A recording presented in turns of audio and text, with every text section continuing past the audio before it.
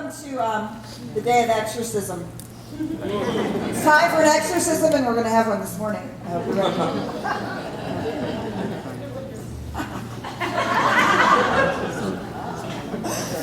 All right. I'm inordinately pleased with myself. All right, so welcome. We're happy that you're here and to participate in today. We've been working with the 4 Purposes of Life, and we have traveled through that wonderful book by Dan Millman. And today we're going to talk about releasing the single biggest thing that stands in the way of us living our purpose. So that's what we're going to be looking at today, and I trust that you will be ready to participate. It'll be very good. All right, I'm Petra Weldes, Spiritual Director here, and we'd like to welcome any of you who are here for the first time, from whatever spiritual path or faith tradition you've come from. We'd just like to welcome. I'm Petra Weldes, Senior Minister of the Center for Spiritual Living in Dallas, and we're delighted that you found us here on the web. You can find our Sunday services on our website by every Wednesday, and we love that you can look at us online and explore these spiritual teachings. Feel free to explore our archives. It goes back a number of years with lots of special topics and amazing speakers. You can also sign up for our email news, My Daily Words, and my blog, Spiritual Living with Dr. Petra.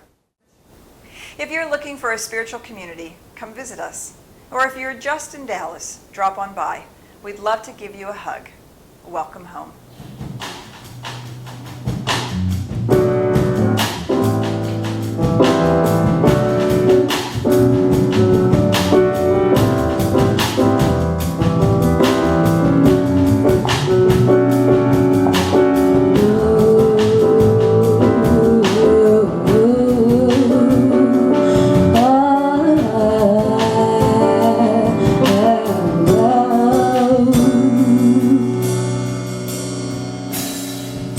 Inside my head there lives a dream that I wanna see in the sun.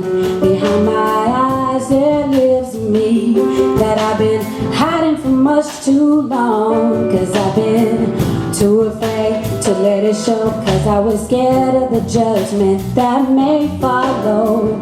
Always putting off my living for tomorrow.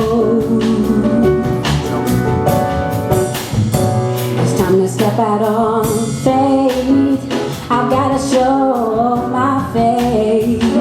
It's been elusive for so long.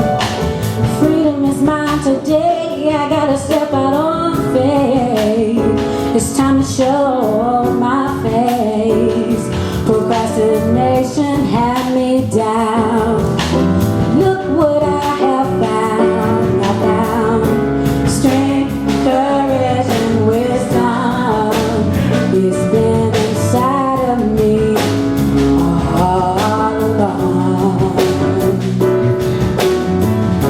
Strength, courage, and wisdom inside of me.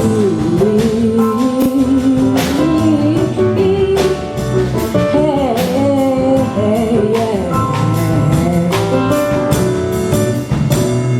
Behind my pride there lives me that knows humility. Inside my voice there is a soul, and in my soul there is a voice. But I've been too afraid to make a choice, cause I was scared of the things that I might be missing. Always wanted to fast, to stop to listen. Gotta step out on faith. I gotta show my face. It's been elusive for so long. Freedom is mine today. I gotta step out on faith.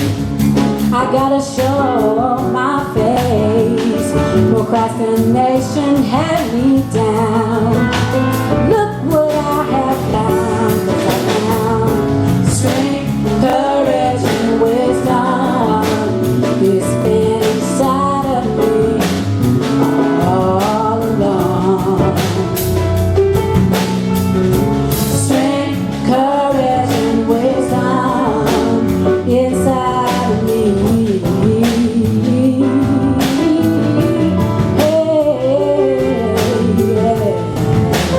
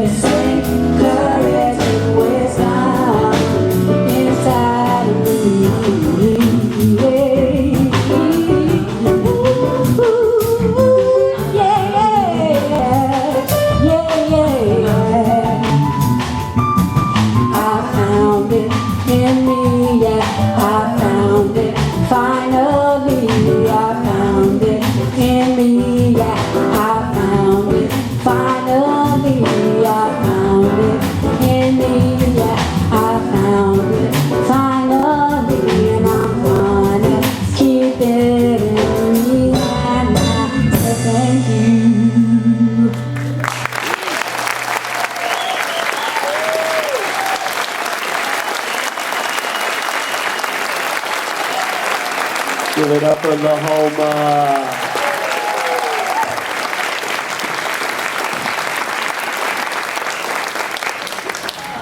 Thank you, all of you. Thank you so much. How beautiful. That was Lahoma and the band and Angie and Janet channeling Indie RE. Awesome. Somewhere I have notes here. Hang on. Somewhere I have notes here.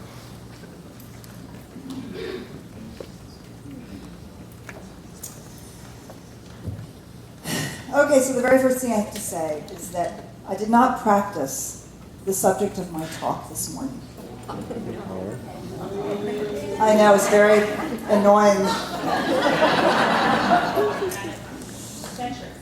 And so actually, a member of our music team, unbeknownst to her, she reminded me of the very thing that I'm going to end my talk with this morning. So this is all about practice, right? It's all about practice.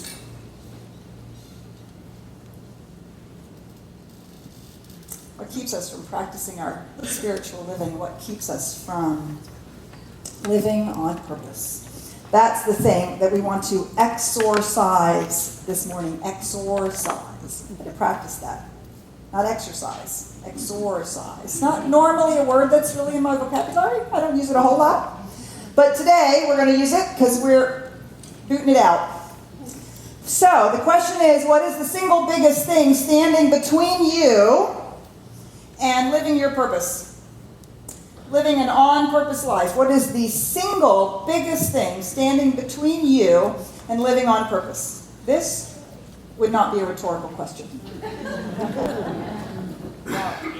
Doubt? Fear. Do we have consensus? What is it? Fear. You betcha. The single biggest thing that's standing between us and living on purpose is our fear. Man, fear comes in so many shapes and sizes. It comes from so many places. And, for the first thing to think about is that fear actually has a purpose, doesn't it? When we were on the savannah, fear was what kept us from being eaten by the lions. Taught us to climb trees, taught us how to protect ourselves. Fear of starvation taught us how to create agriculture and taught us how to band together into groups of protection. And so fear, in its most basic form, is a response of our system to stimulation that we think is dangerous. And how do we do that? You're all familiar with this, fight or flight. Right? So we're either put up our dukes or we run away. Well, there's lots of different ways that fight and flight show up. It's interesting. Sometimes, of course, we're afraid of something and we're afraid of somebody or something's going on and we immediately charge into it. But interestingly enough, sometimes what happens is we're afraid over here and what we do is we get angry over here, don't we? So that's another way in which fight shows up. I'm afraid of what's going to happen at work, but I can't really do anything there, so I pick a fight with my spouse at home. Lots of ways in which, and sometimes we just find ourselves angry. We're angry at the world, we're angry at people, we're angry at the workplace, we're angry, and we don't actually realize that actually what we are is afraid. And our anger is our fight to somehow engage with it in some way. Or we flight. How does flight can actually be getting up and leaving the room. It can also be shutting down, avoiding, withdrawing, all the ways in which we disengage from something that's going on that has pumped us up a little bit. There's lots of scientific ways that they describe the way that fear operates, and literally that our body is stimulated in different glands and send out signals for our whole body to begin to tighten up and tense up and get ready to do either jump in or run away. Today we call that stress. It's really true.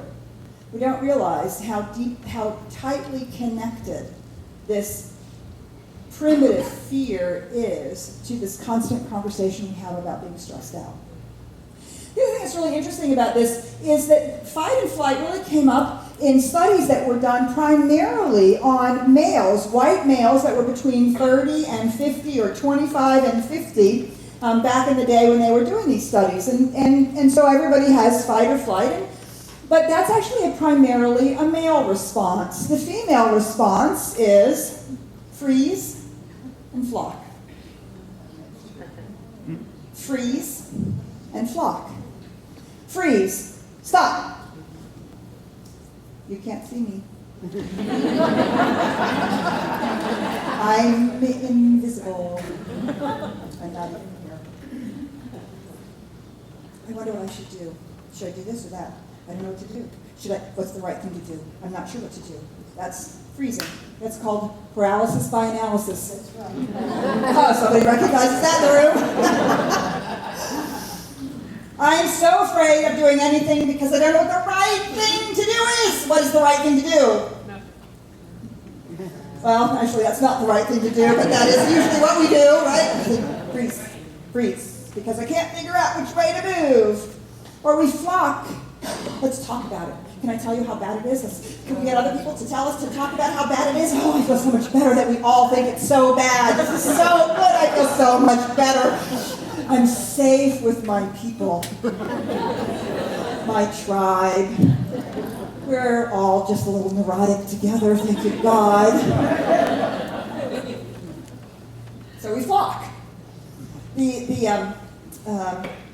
Another way of saying this is another sort of maybe perhaps more positive way of saying it. They call it tend and befriend. Women tend to tend and befriend. Which means they establish relationships. They find ways, find ways to become safe and to be protected. But all of these are responses to a perception that we're in danger. And sometimes we are. So the first thing to think about fear is that 10% of what we are afraid of is actually true. It is actually true. That person who's speeding down the highway at 100 and roars past you, that could be an accident. That person who's screaming at you that you grew up with knowing was abusive, that is something you might want to decide to flee from. 10% of the things that we're afraid of, they're actually real, because there are actually things that are dangerous in the world. And so we do ourselves a disservice if we actually abandon fear altogether and think there's something wrong with being afraid. Actually, there's nothing wrong with being afraid when the fear is real. And we do actually have to either fight or flee or be invisible or get help. Those are all very appropriate responses when the fear is real, when we're really in danger. But it's only about 10% of the time that these things are really happening. The other 10%, the other 90% of the time, you all have heard this, I'm quite certain, that the other 90% of the time, fear is actually false evidence appearing real. False evidence appearing real. Now, just exactly what does that mean? I was actually a little dismayed in preparing for this talk as to how many stories about fear I actually have in my own personal life. Wow, I really don't think that I realized just how deep-seated fear was in my life. And actually, looking back at my childhood in a rageaholic, abusive family, of course I was afraid. I was always afraid that the other shoe was going to drop. I was afraid that if I said the wrong thing or somebody did the wrong thing, then all hell would break loose, and that would be that. So that played out in a lot of ways as actually living in a dangerous situation. I also want to share with you a story that happened to me. I was 16. I was living with my foster family, and we were, after dinner, there were 8 of us, all family members, sitting around, having a conversation in the living room, and my foster mother and her 2 daughters and their partners, and I think my boyfriend was there, and maybe, I'm not sure, I think that might have been it. I think it might have just been the 7 of us. And a beautiful German Shepherd that one of her daughters owned, a lovely 2-year-old male German Shepherd, just very, very gorgeous animal. And we were sitting around having a conversation. I really have absolutely no idea what. Within 1 second to the next, with no apparent provocation, the dog attacked my foster mother, mauled her, ripped open her breast, mauled her hand, was going for the throat. And, I mean, we had seconds to respond and drag the dog off of her and throw him outside and chain him up and get the ambulance to come and take her to the hospital and stitch her up. It was intense. It was intense. And is it any surprise that I developed a fear of big dogs? So I've never been a big dog person. I mean, they were fine. I particularly liked cats, but I moved into a place of fear around dogs. That was a real experience, and it left me with a real fear. But we're going to talk in a few minutes about how that became false evidence appearing real, because in that moment it was real. Problem is that we drag it forward, and we carry it forward. Just like I drug my experience in my family of waiting for the shoe to drop, long past I was no longer living with my family. And that shoe didn't have anything to do with my life anymore, and it couldn't drop, and yet I kept waiting for it. Do you see? False evidence appearing real. Beginning to see the world through that filter, and seeing everything through that filter. And the moment it looks like that thing's going to happen, what happens? Our body responds, danger, danger, danger, Will Rogers, danger, danger. And what? Right? We fight, flight, freeze, or flee. And we go right into that, building up our adrenals and our cortisol and having our whole body respond to the perception of danger, even if it's not real. Ernest Holmes, he says this. I didn't change this, so you still can't read it very well, but I will read it to you. It says, but what is fear? Nothing more or less than the negative use of faith. Faith misplaced. Fear is nothing more or less than the negative use of faith. Fear misplaced. Fear is actually having faith that the worst thing that's going to happen is actually going to happen. It's having faith that the plane is going to go down. It's having faith that you are the one who's going to be laid off. It's having faith that the tornado is going to hit your house. Do you see? Fear is faith in the negative. That we have become so habituated to be on the lookout for danger, the lions on the savannah, but we don't have any, so we've transferred that into hypervigilance in our world, and we're so ready for danger that we're constantly alert for that moment. And then we think, oh, this is it, the lion is coming. We have faith that the worst possible thing that could happen is going to happen. That's fear. So, how do we exorcise this fear? How do we move it out of the way so our faith can actually come forward? So, strategies for dealing with fear. So, this was early in my time in the Center for Spiritual Living in Seattle, learning these principles, practicing the science of mind, and I was cleaning up from drugs and alcohol, and clearly was trying to get my life together, and I became more and more aware of the fact that I was constantly having these chase dreams. Terrible, frightening, heart-pounding chase dreams.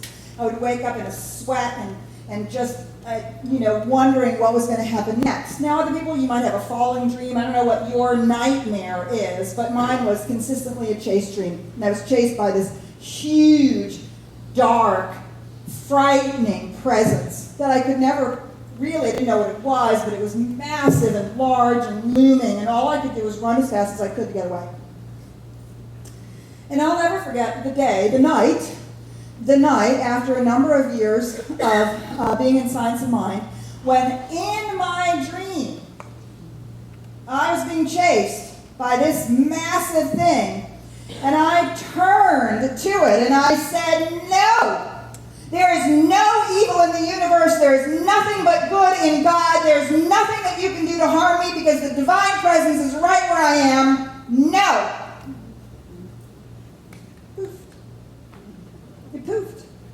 Never came back. Face our fears. The first thing we have to do is we have to turn and face it. We have to turn and face it. We cannot pretend it's not there.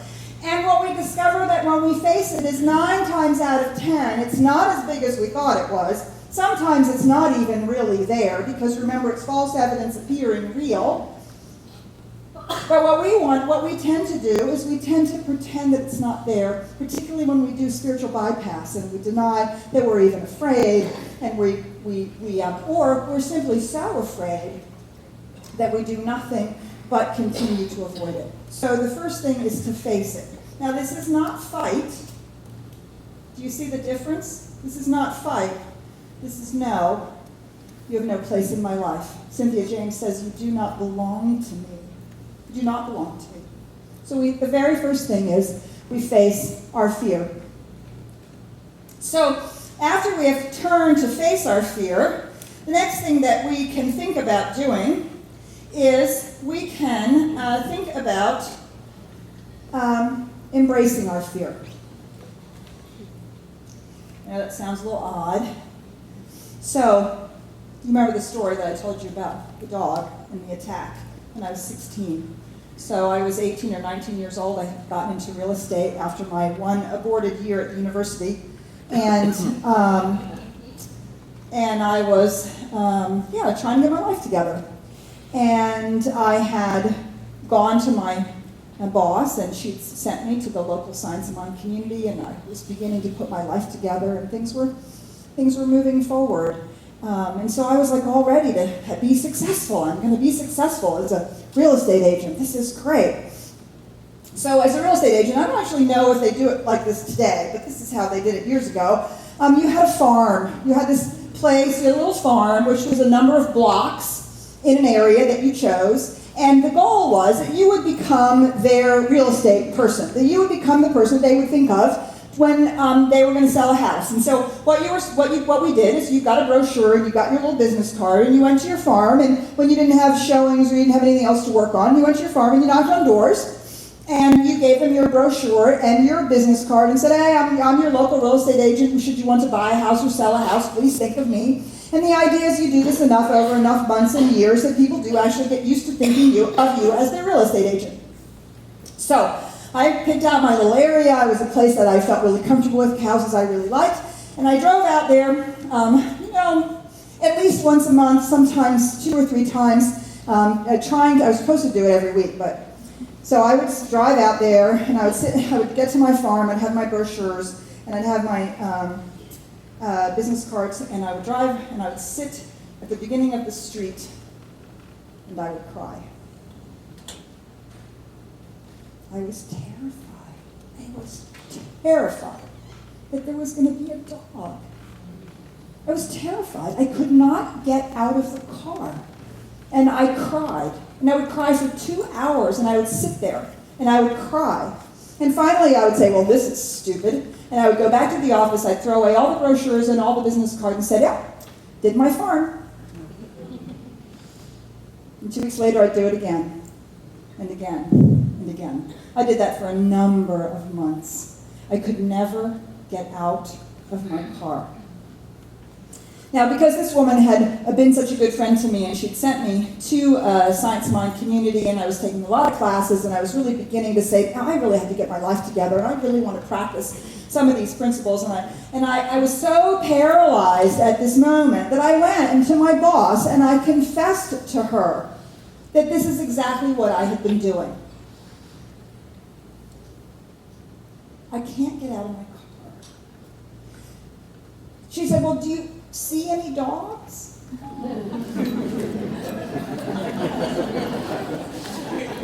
No. Do you hear any dogs? Well, I haven't gotten out of the car to figure that out.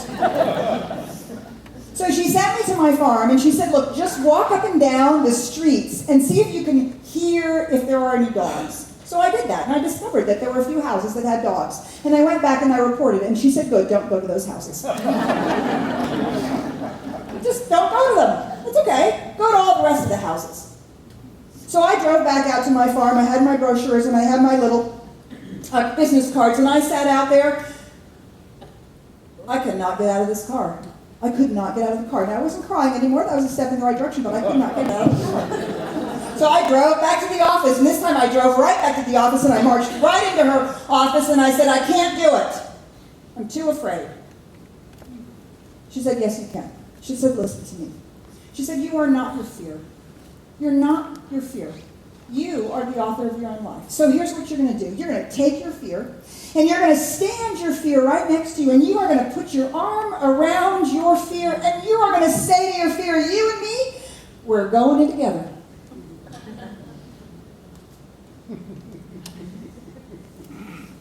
Okay. I'll try. Do you know that I knocked on 3 doors that day? Yeah.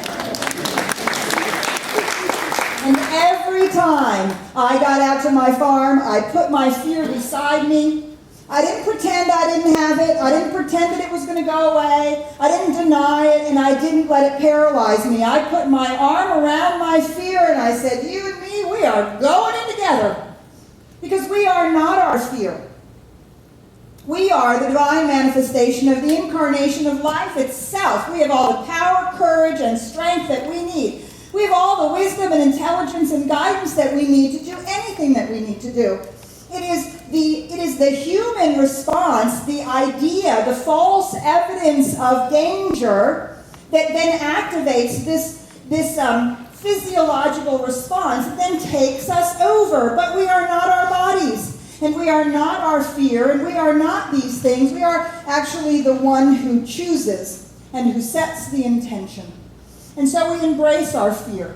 Yes, you know what? I'm afraid of doing this presentation. Good, I'm afraid to apply for that job. I'm afraid to say the truth of what I think to that person.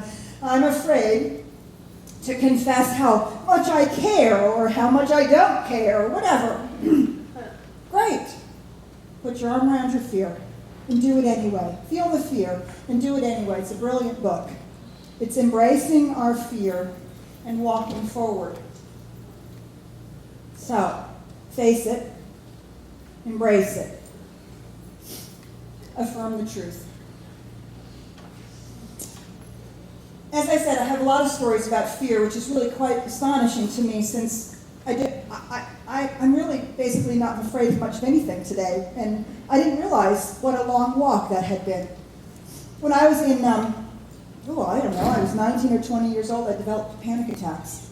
I didn't know what they were at the time. They didn't have a little pill for it that I knew of. They didn't have like TV ads about go get this pill if you have a panic attack. And I didn't actually know what they were, but they would wake me up in the middle of the night. And I thought I was having a heart attack. I couldn't breathe. My body, I was sweating all over, and I couldn't breathe, and I had pains in my chest, and I was like, oh my God, I'm gonna die. Isn't that primarily the baseline of our fear? That's what people say. If I get up there and have to do a public speaking, I'm going to die. I'm so embarrassed, I'm going to die. If I don't get this job, I'm going to die. I mean, and we laugh at it, but that is the danger signal. I am going to die if this happens. I thought I was going to die. I didn't know what to do. I had enough on board with the spiritual principles that I was learning is that I thought, well, okay, I don't know what else to do, but I'm simply going to affirm that Spirit is with me. I need to not be afraid. I need to not be overwhelmed by this. So I would have these feelings. They would wake me up night after night after night, week after week, month after month, and I would go out in front of my house, and I would walk one house that way and one house that way, because I was afraid to go 2 houses that way. or 2 houses that way. So 3 houses, back and forth, back and forth, back and forth. I'm one with God, I'm totally healthy. I'm one with God, I'm totally healthy. I'm going to die. I'm one with God, I'm totally healthy. I'm one with God, I can't breathe, I can't breathe. I'm one with God, I'm totally healthy. I'm one with God, I'm totally healthy. I can't believe I'm doing this again for the 16th night. I'm one with God, I'm totally healthy. I'm one with God, I'm totally healthy. Okay, hours. Days, weeks, months.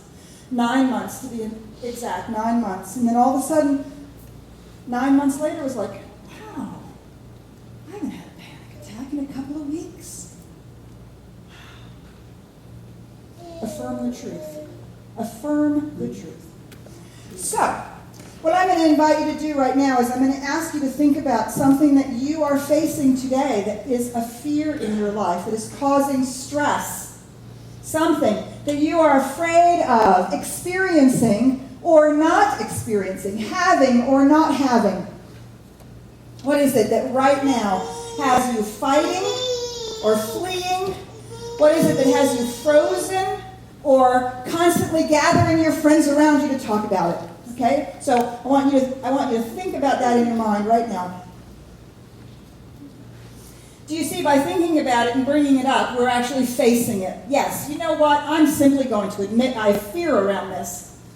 Period. No shame, no blame. It could be a big fear. It could be just a little fear. Right? Fear is thinking the worst possible thing that can happen is going to happen. All right? So, now I want you to imagine that your fear, I want you to take your fear in your mind mentally, and I want you to sit it in the chair next to you. Don't worry that there's somebody else sitting there. It doesn't matter. You're not going to give your fear to them. You're just going to pretend that they're not there.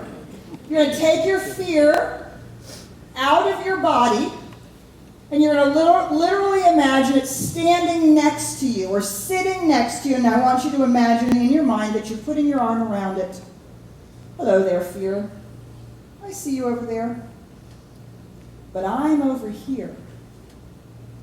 I'm not inside that fear. That fear is sitting beside me, and I'm looking at it.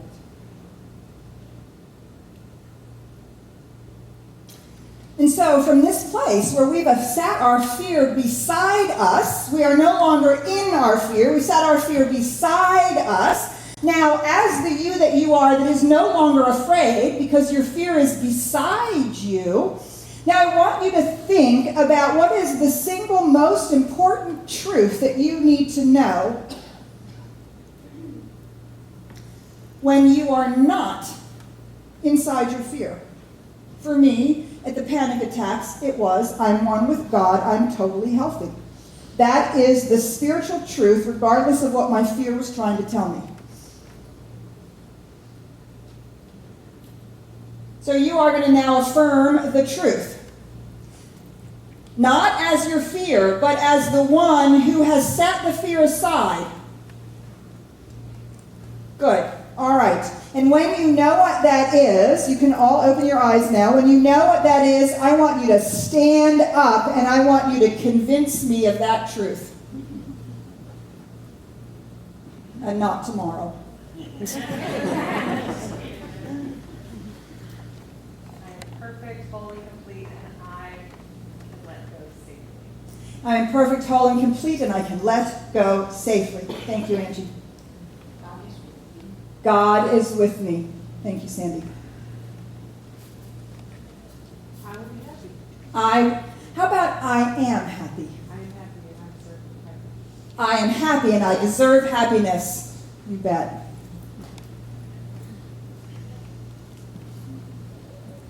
Yes. I am whole and healthy. I am whole and healthy. I am one with the universe. Everyone loves me. I am one with the universe. Everyone loves me. I'm one with God, and God speaks through me. I am one with God, and God speaks through me. My son is a divine incarnation of God. My son is a divine incarnation of God. I see my son as a divine incarnation of God. Beautiful. I am free to be me. I am free to be me. I am worthy. I am I am worthy. I am good enough. Spirit is taking care of me now. Spirit is taking care of me now. Can you feel the energies changing in the room? Isn't that amazing? Now, let me ask you, do you believe those things that you're saying? Yes. Why? Because you have put your fear beside you. You have faced it. You have embraced it. And you are no longer inside it. You have begun to exorcise it. And now you can speak from the spiritual truth of who you are, from what you know to be true, as opposed to from inside the fear. Do you see? Okay. How do we finish it off? Let's finish off this fear. Let's exorcise it. Shondale's going to show us how to do that by playing for us this lovely short little video clip.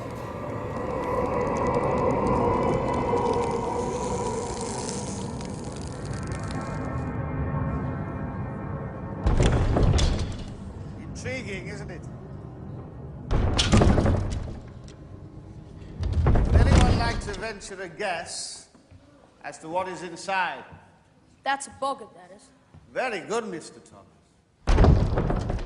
Now, can anybody tell me what a boggart looks like? No one knows. When'd she get here? Boggarts are shapeshifters. They take the shape of whatever a particular person fears the most.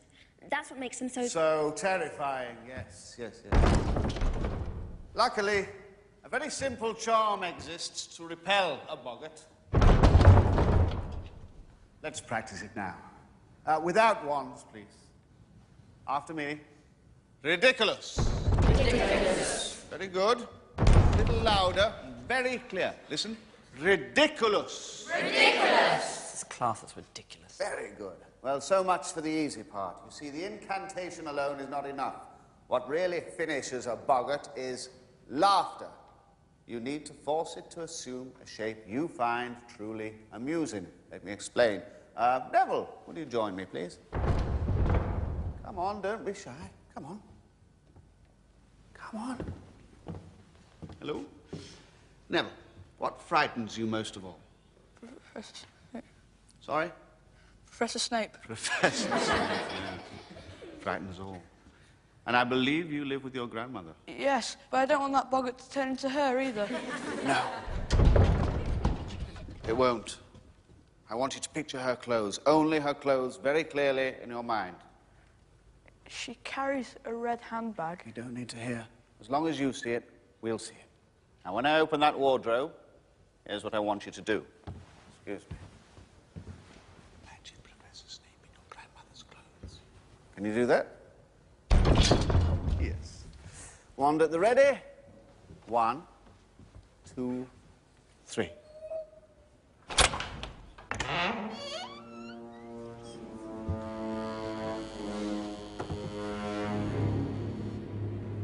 Think, Neville, think. Ridiculous!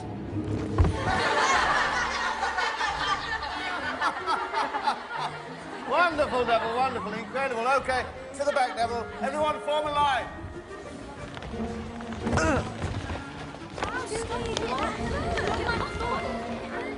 Form a line. I want everyone to picture the thing they fear the very most and turn it into something funny. Next. Ron. Concentrate. Face your fear. Be brave.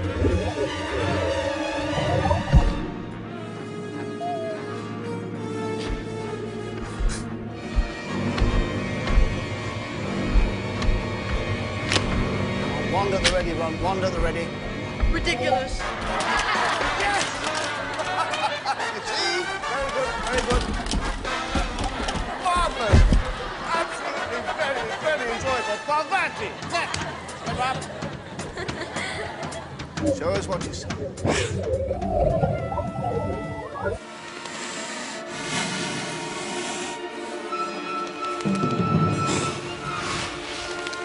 Keep your nerve steady. Ridiculous! And next, over and over and over again. There's so much value in just that little clip. But if you remember the story, do you remember that he doesn't let Harry Potter go to the closet?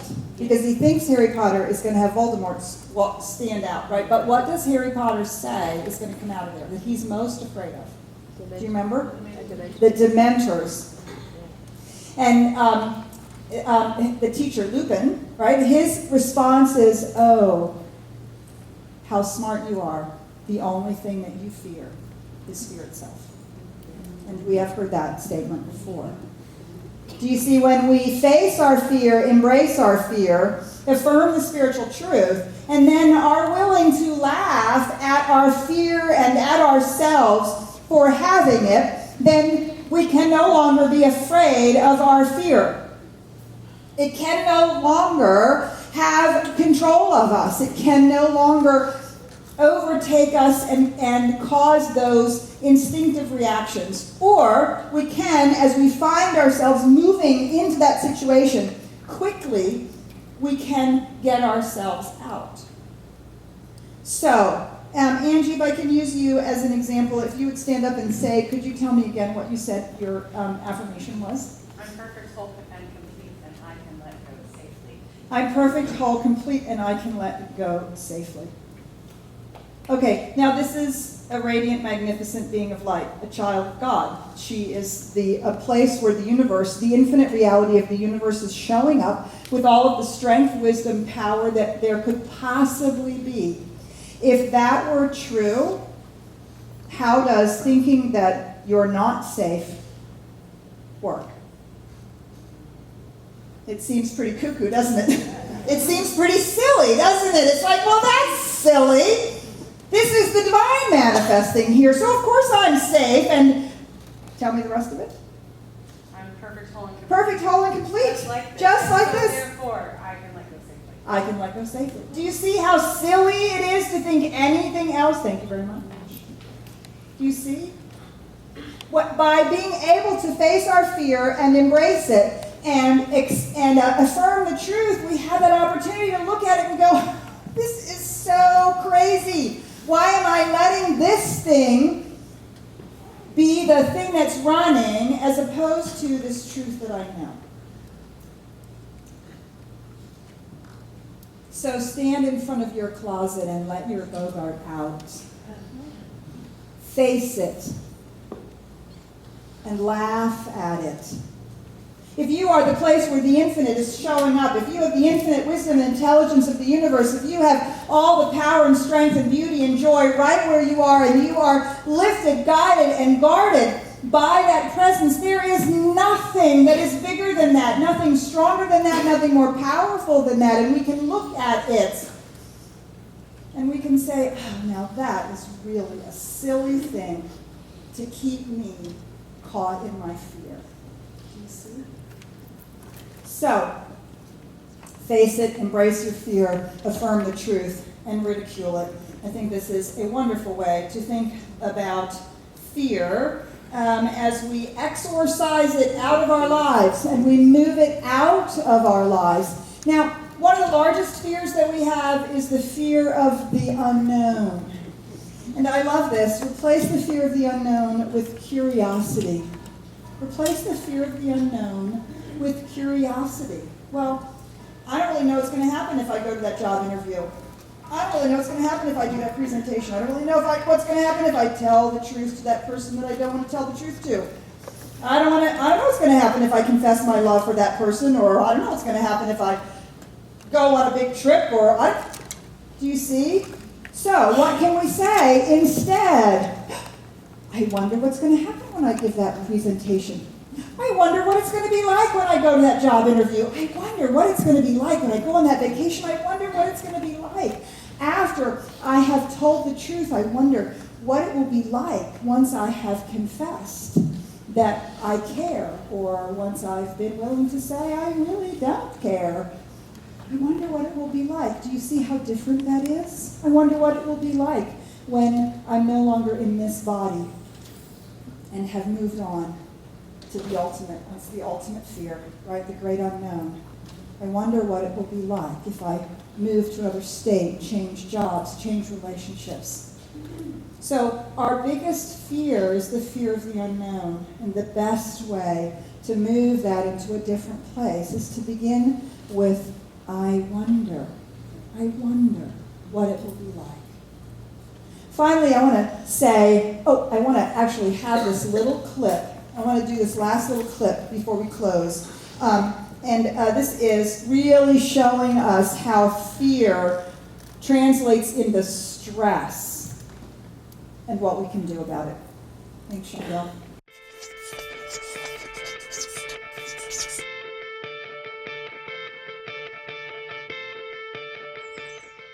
Watch this. One little piece of paper can have a remarkable effect. Stress is stressful. But if you understand a bit about what it is, you'll be better able to deal with it. First, though, take a few deep breaths. In fact, do that anytime you feel stressed. It helps. Stress is a survival mechanism. When danger appears, it can get you out of trouble quickly. Your body crashes up the gears and throws all its resources into getting you moving. Your heart pumps furiously to increase blood pressure, glucose is sent to the muscles as a fuel injection, and you become totally focused on what psychologists call fight or flight. Thing is, this emergency state is only meant to last just long enough to get you out of danger. But here in the 21st century, we stress about different things, and for much, much longer. Your brain and body stay on red alert, and you'll be less able to think clearly, learn, or remember things. Take a few more deep breaths, because as you now know, stress is a physical reaction, and deep breathing helps to counteract its effects. So, what else can you do? Okay, top tips to reduce stress. First, get plenty of exercise. Let out all that locked up energy. Now, back to the problem. Get in control. Scope out the situation and how you're going to tackle it. Don't stress alone. Talk to someone. Socialize. And have a laugh. You can't laugh and quake with fear at the same time. Get down with nature on a big or small scale. And if your mind won't stop worrying, give it something else to do instead. Okay, so back to the beginning of the talk when I said I was not particularly practicing it this morning. So I had a lot of trouble with these videos this morning. I couldn't download them, and then I couldn't convert them, and then so I thought I would come in here, and I got here, and I was running a little bit late, and then I still couldn't download them, and I still couldn't convert them, and I noticed that for me there's another F in the list, and it's called focus. I was very focused. on trying to get this done. Please don't talk to me right now, and I've got to get this done. And what if I don't get it done? And what if it isn't in the PowerPoint? My talk will be terrible. I was very stressed this morning. I was being very stressed. And Shannon, we were circling. We always circle up there, and I was, like, okay, now we're late. Now I don't know if it's going to work. And Shannon just went.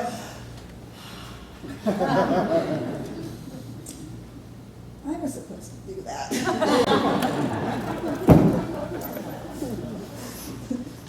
Thank you for reminding me. Number one strategy for dealing with fear. What is the number one strategy for dealing with fear? Breathe. When you breathe, your body cannot be constricted. It cannot be tensed up. It can't run, it can't hide. When you breathe, you connect. You connect with source, you connect with yourself. You relax your body. You find your center. The number one way to deal with fear, and as you saw, stress is our modern version of fear. Just breathe. So I invite you now to go within with me. I invite you to take a deep breath with me. Just breathe.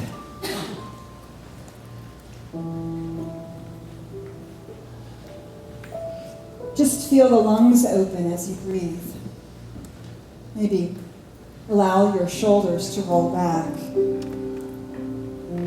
Feel the breath all the way down into your center. And feel how automatically it opens, relaxes.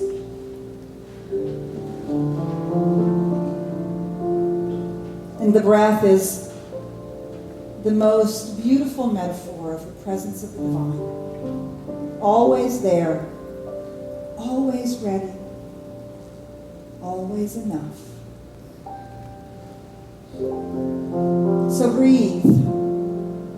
Breathe a long, slow, deep breath. Just breathe right now.